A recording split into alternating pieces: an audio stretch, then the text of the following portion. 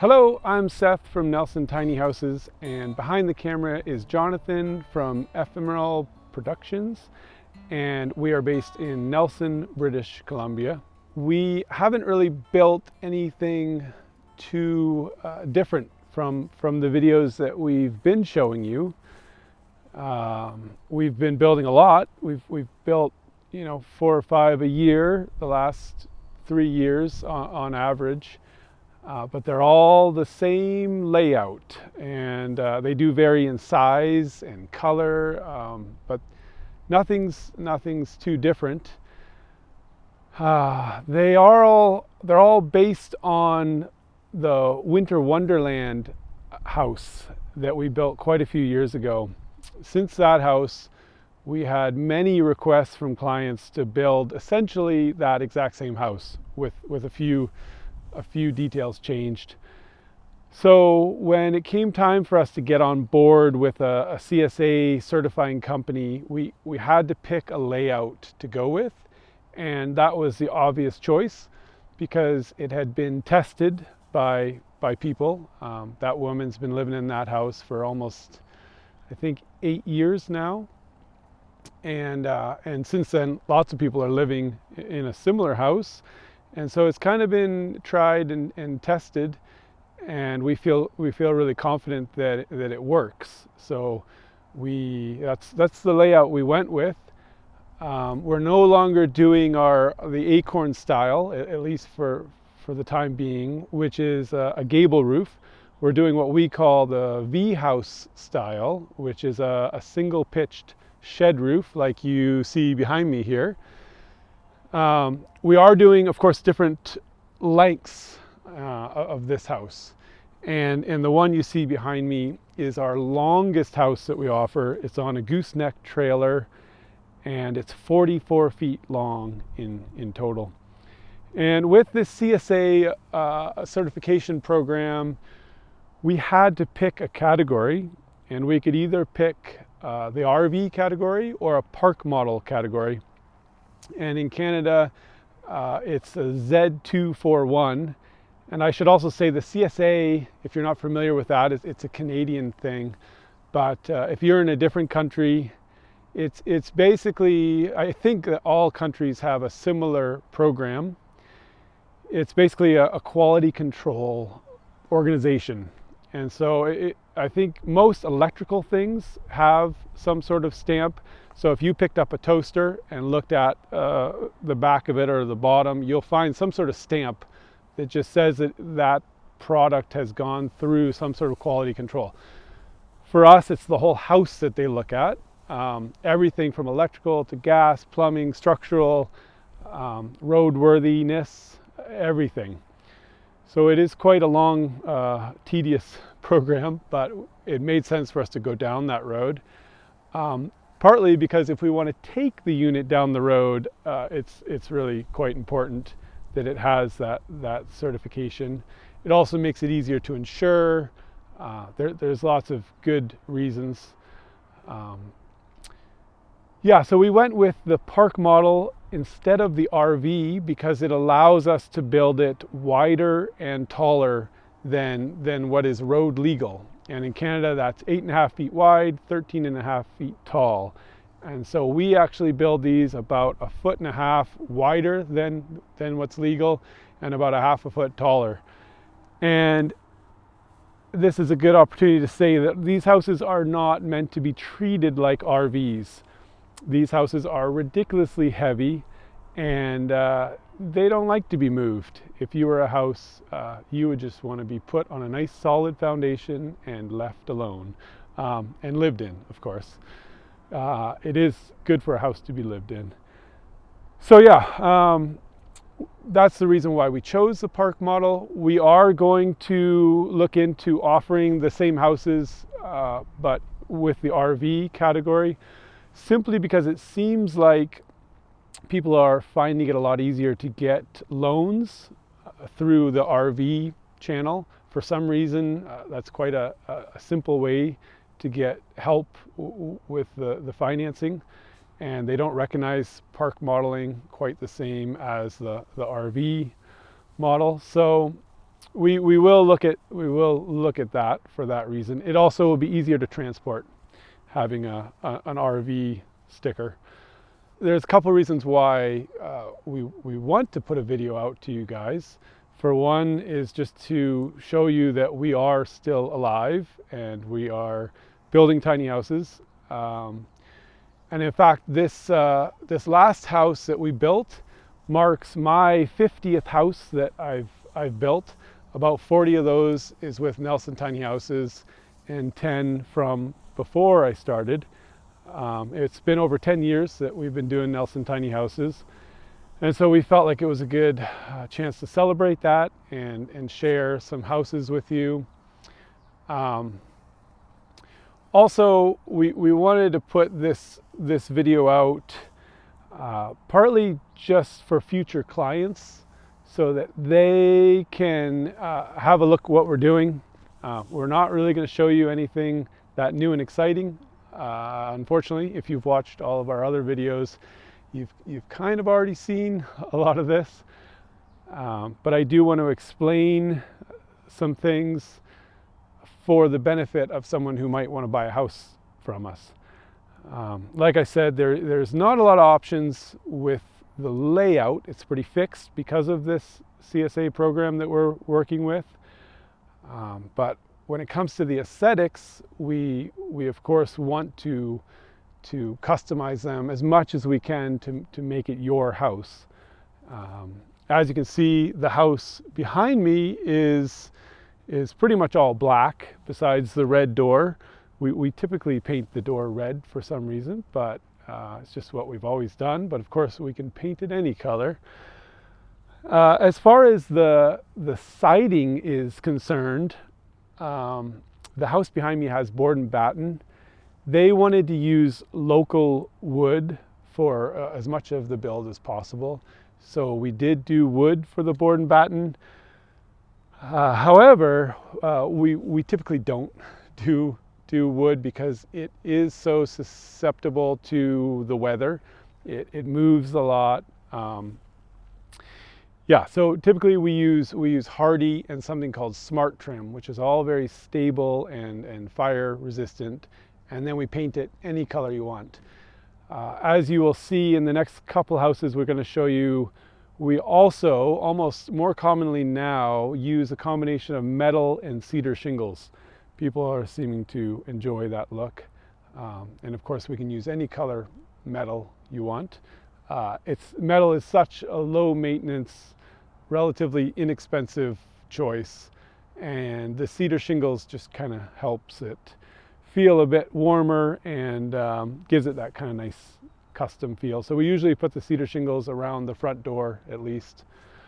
I think before we go in this house, which does look similar to other houses, I gotta warn you now, I do want to address the DIY video series that we have been working on for years now. It's taken a back burner at this moment, mostly because of liability legalities. We realized that selling this product just turned out to be too much of a headache in that department. So our goal is to keep working on it when we can and just offer it out there for free. Because my understanding is when something is offered for free, there's not much liability. So that's what we're aiming for. We really do want to see people building more tiny houses. And we all know the cost of everything is really going crazy. So if you can manage to build it yourself, of course, that's a way to save a lot of money. And we still do want to be part of that process and help you build your own tiny house. It's just on the back burner for now. However, we did put the very first episode out already for free on YouTube. You could check that out. It's all about tools and safety. And yeah, as soon as we get moments, we will try to do some more work on those and just offer them one episode at a time. I do apologize for that. But we are still building homes for people, and we're still really enjoying it. And I'm glad that we are able to to share some of these homes with you. We're going to go in this 44-foot long house, and then we're going to take you to a 32-foot long house that we are just about finished with. And then after that, I'm going to take you to a smaller house. I believe it's 26 feet, just to show you some options. Like I said, the layout is very similar. They're just different sizes. And one cool thing is that this house and the smallest house people have been living in for quite some time. So you'll get to kind of see what it looks like when it's lived in. The middle house we're still kind of working on, but we're going to show it to you. It's pretty much done. So you can kind of see the difference when it's lived in. This house has a 4-foot awning on the outside, on the front. It's all glass and metal. I highly suggest, if you're not going to be moving it a lot, that you do get an awning, ideally the whole length of the house, maybe even the front and the back. This house has a little awning on the back, but really that's one thing I don't like about tiny houses is the lack of overhang. Like my house has a 4-foot overhang all the way around it just to protect it from the elements. And a lot of times tiny houses will have no overhang, which is understandable, but I do think if it's going to get set up for a while, you should definitely put an awning on it. And of course, a big deck makes a giant difference to have some outdoor space. This one has a deck. It's also been skirted, and it also, I don't know if you can see, there's a red door on the other end. That's the hitch side of the house. And underneath the gooseneck part of the trailer, we've enclosed that, and that's just some outdoor storage there. It's definitely a good idea to skirt your house, to insulate it, just so you don't have cold air blowing underneath your house. I don't know if you've ever slept in a hammock, but when there's cold air blowing underneath you, it makes everything cold. So it makes sense to enclose the bottom of the house to the elements. Ideally insulate it. I think that's it. So yeah, without any further ado, let's go into this tiny house. I'm not going to spend a lot of time because I'm showing you 3 houses, so we're going to quickly go through them. You've seen this one before, not this specific one, but similar layout. Again, this is going to be directed mostly at future clients, so I'm going to address different options that you have when you're building a house with us. So yeah, let's go inside. Should we go, Frankie? And every house comes with a grumpy little dog. You don't have to take the dog, but we suggest you do. You ready? Let's go, baby. Come on. Let's go.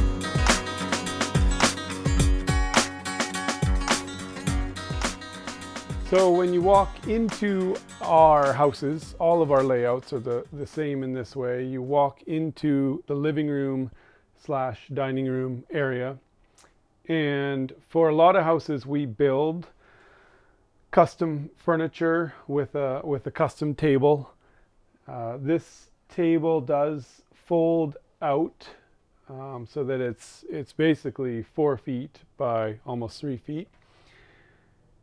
And then it does also lower and turn into an extra bed if you need more sleeping space.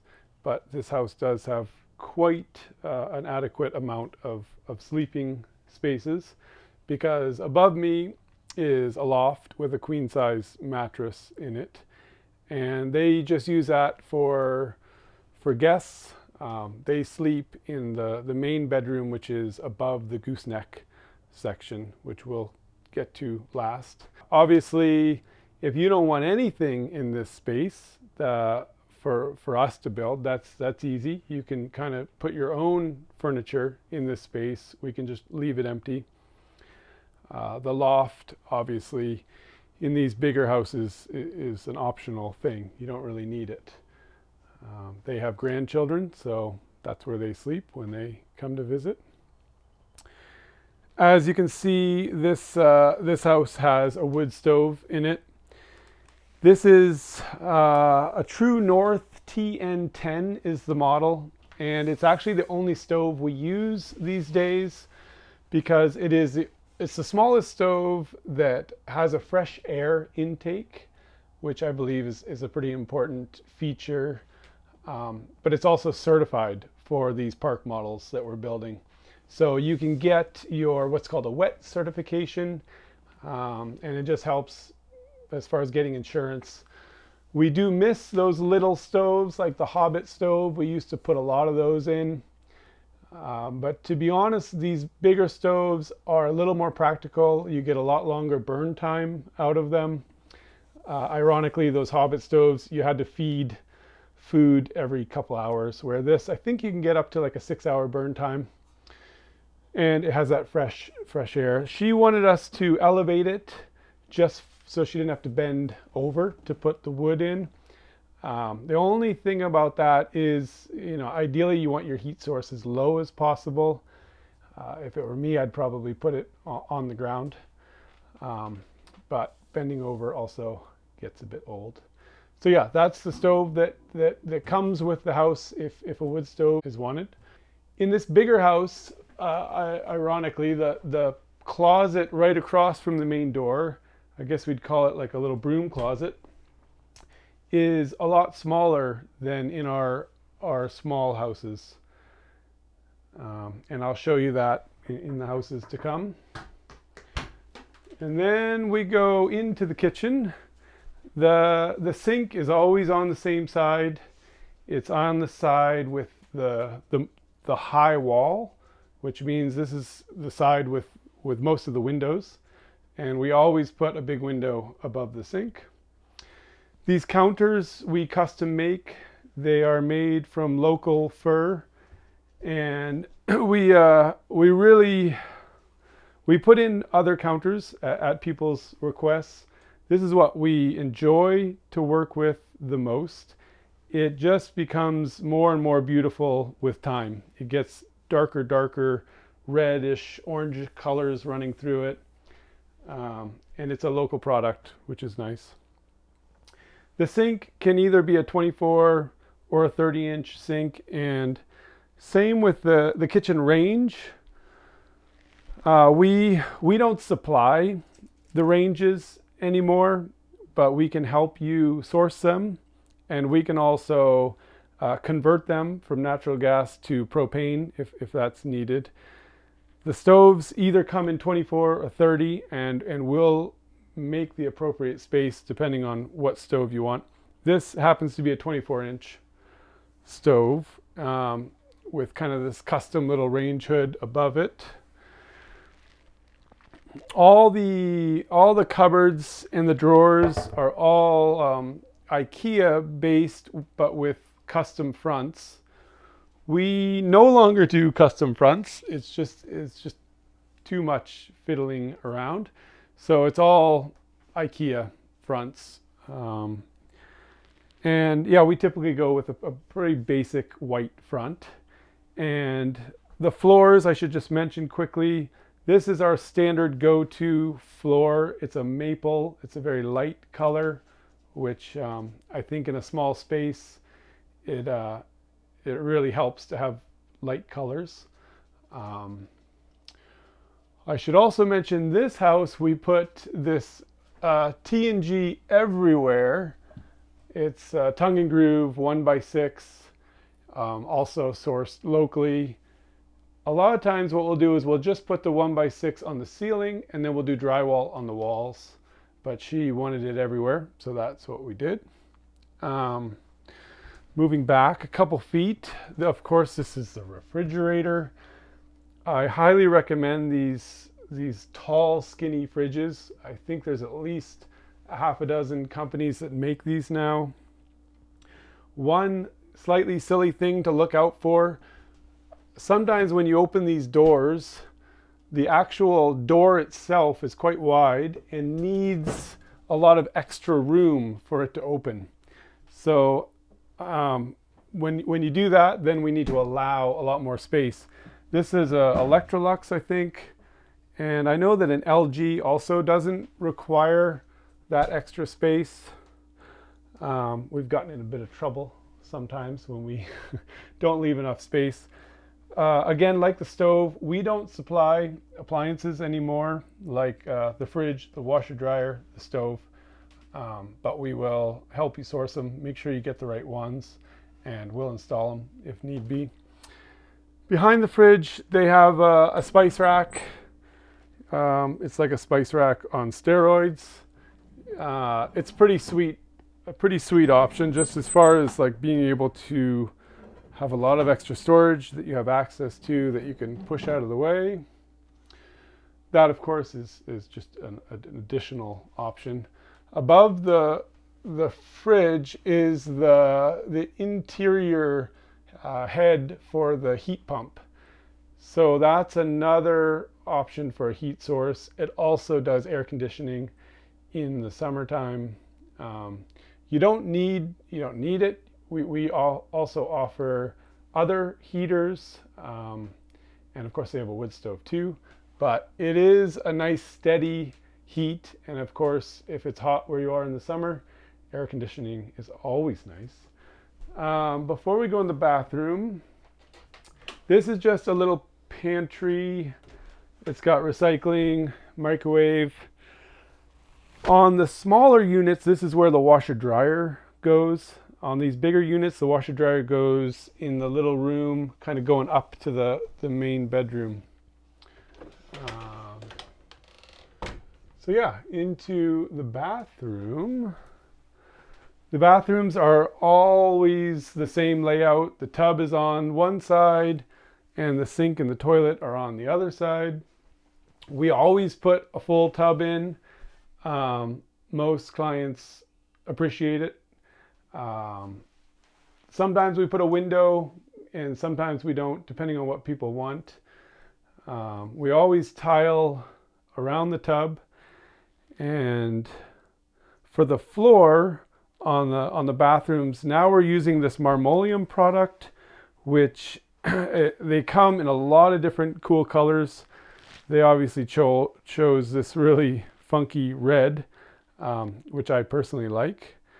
It kind of goes in contrast with all the white, kind of really pops and looks really cool.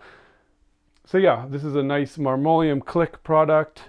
They just have a standard toilet, which is what comes with the contract. However, if you need a composting toilet, we'll help you source it. That's another thing that we don't purchase, but we can install for you and help you make the right decision. We've installed every type of composting toilet, an incinerating toilet, pretty much anything you can imagine, we've put it in. If it's a flushing toilet, then it's attached to the house and it's part of the contract. Sink always goes here. Yeah, that's the bathroom. So depending on the length of your house, it kind of, this is where you get that extra space. They went with the maximum size house we can build. So there was enough room in this little kind of office zone to have a desk and to have an extra closet. So there's 2 closets in this area.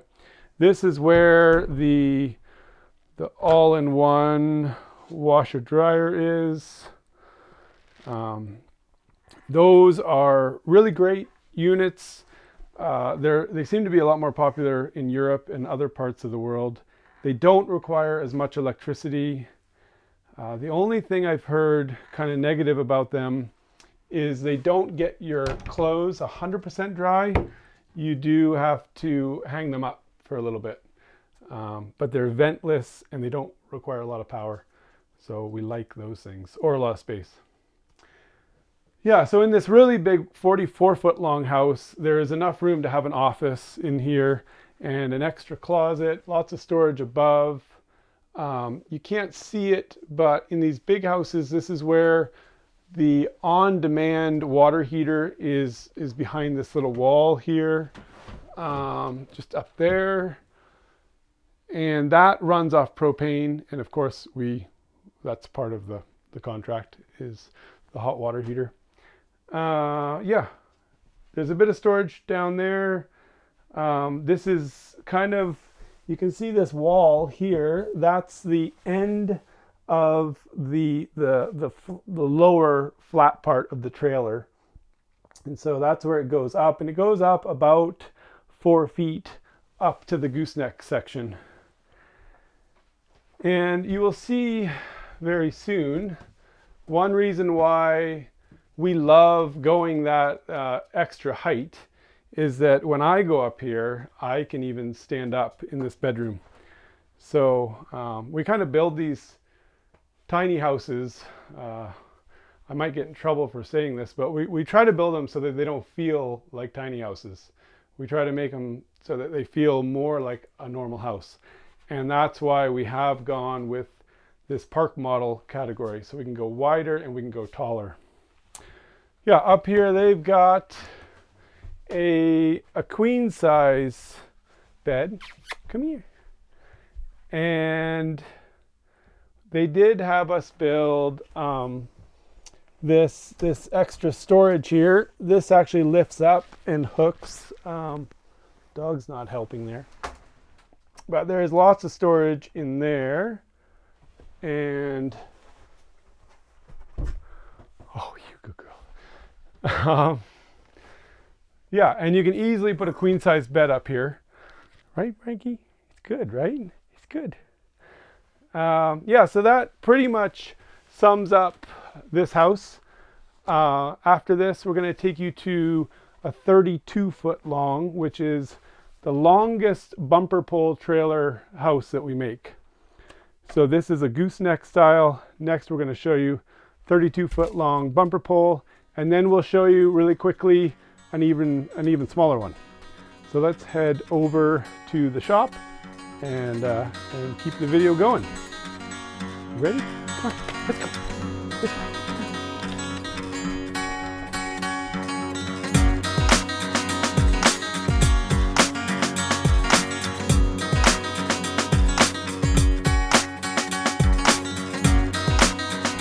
Here we are at Nelson Tiny House's headquarters. Our shop is just up the hill there behind this house. And as you can see behind me, there is a very different looking house than that giant black house with the board and batten. This is a 32-foot long tiny house with corrugated metal and lots of cedar shingles. It has, on the back of it, it has all corrugated metal, and then on this side we just did the 3 feet at the bottom, and then the rest is these beautiful cedar shingles. And of course they went with white windows. It is a little bit cheaper to go white. It gives a little bit of a different look, but it's still, I feel like this is one of our most aesthetically pleasing houses we've built in a long time. You might notice that it's sitting on 3 tires. This size and bigger, they get 3 7,000-pound axles, and everything smaller gets 3 5,200-pound axles. You might also notice that this house has 2 exterior doors. That's an optional thing. This one goes into the bedroom. That one is kind of the same as the last house. It goes into the living room, dining room area. A lot of times, once these houses are on site, either we or they'll find people or they'll do it themselves, even better, build a deck on 2 sides that kind of wrap around. And I really feel like that is a great way to make the inside of the tiny house feel a lot bigger if you can open doors and have an outdoor area as well. And of course, doing that, an awning, having like a covered space, makes it feel even bigger if you have space outside that's kind of a transitional space that you can use. So yeah, like without any further ado, let's just go and have a look inside. So I'm not going to talk about the living room because we've already covered that area. The wood stove also, it's the same. It's the one and only. It's the one we put in. One thing I will point out is below this wood stove, you'll notice it is elevated about 4 inches. And that is because of the wheel well. which is actually a whole 9 feet long on both sides. You can kind of see it in this big closet here, but in a way it kind of works. It's a place where you can put your shoes up there. The wheel well, for the most part, is hidden underneath this counter and that counter. And the reason why it's there is because we do order trailers that are extra low, and that bumps it up a few inches. So we do have to work around it, but in this layout, it all kind of disappears. So as you can see, this smaller house actually has a much bigger closet, but it does lack the 2 closets in that little room going up the stairs to the main bedroom in the other house. So this is most of the storage here. There is, however, a giant kitchen with a ridiculous amount of drawers and cupboards. And these are all IKEA. It's kind of what we go to. You'll notice this sink is actually on the bigger side. It's a 30-inch sink. And they also went with a 30-inch kitchen range. Yeah, this kitchen is really huge. One thing new to this house that we've never done before, we installed a little mini HRV system. It's from a company called Lunos. And if you look up here, you can see one of the indoor units here. The other one is at the other end of the house. And I guess they kind of communicate to each other. One will be blowing out while one's sucking in, and then they talk to each other and they reverse. And it's a bit of a heat exchange. So we'll see how they actually function over time. I do know that working with the company was really great. I'll keep in touch with the clients and find out how they like them or if they notice them. One thing we haven't showed you in any other videos is this new stair system to get up to the loft. These 2 bottom stairs just pull out. And of course there's storage inside there. And there's storage all the way up. These cubbies are the right size for IKEA baskets. And then there's also some more of these cubbies on their side up in the loft. I'm not going to go up in the loft. I feel like I've done that enough in videos. You can put a queen size or even a king size bed up there. So it's pretty spacious. There's 2 windows that open up there. Yeah, I think instead we'll just keep making our way backwards. You can see obviously tall skinny fridge again. In these smaller houses, this is where the propane water heater is.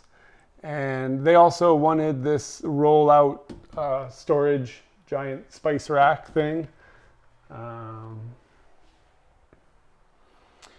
The washer dryer is in a slightly different spot than the bigger house. Yeah, and once before we built a 32-footer, and it was the same layout, but we had a bedroom at the very end, and it was only about 6.5 feet long. It was quite a small bedroom, but the clients wanted a bedroom that had a door that shut for their kid, so that there was some separation. And basically all it did was make, you know, the rest of this space a little bit smaller. But to be honest, this kitchen is huge, so it can afford to be a little bit smaller. Yeah, so just to show you the bathroom really quick, this is that marmoleum click flooring, which as you can see, you can kind of have some fun with. They do have a lot of different colors. The only thing that's different in here is they do have a composting toilet. They happen to go with a Nature's Head toilet. We've probably installed 6 or 7 of these. They're relatively easy to install. The rest is pretty much the same as all of our houses.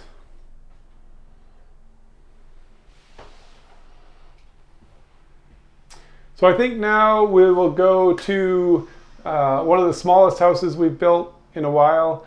The woman who lives there, she actually sleeps where the living room area is. She's an elderly woman and she didn't want to go up a ladder or even steps. So it'll be nice to show you a slightly different configuration. And of course it's lived in, so it has a bit more charm than this house, which we're just kind of finishing up. And we're hoping to deliver in the next couple weeks. So yeah, on to the next one.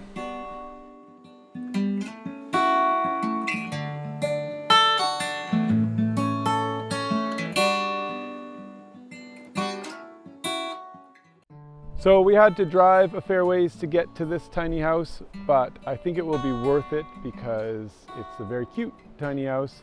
It is being lived in, and it's nice to share houses that people have already moved into and kind of turned the tiny house into a tiny home.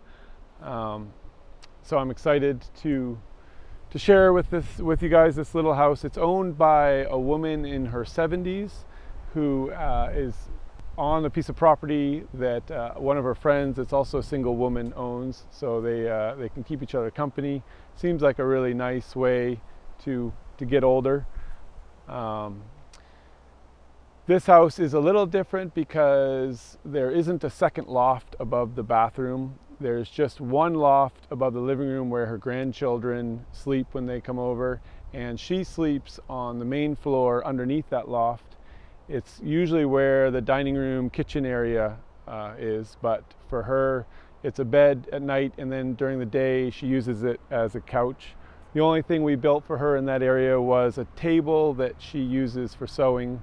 There is 2 doors on this house, and I think just to mix things up, instead of going in the front door, we'll do the tour from the bathroom end and then end on her bed.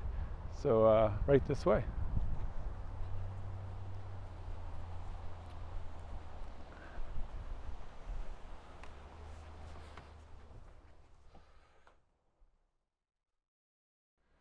So here we are in her bathroom. It is essentially like all the bathrooms that we build, with the tub on one side.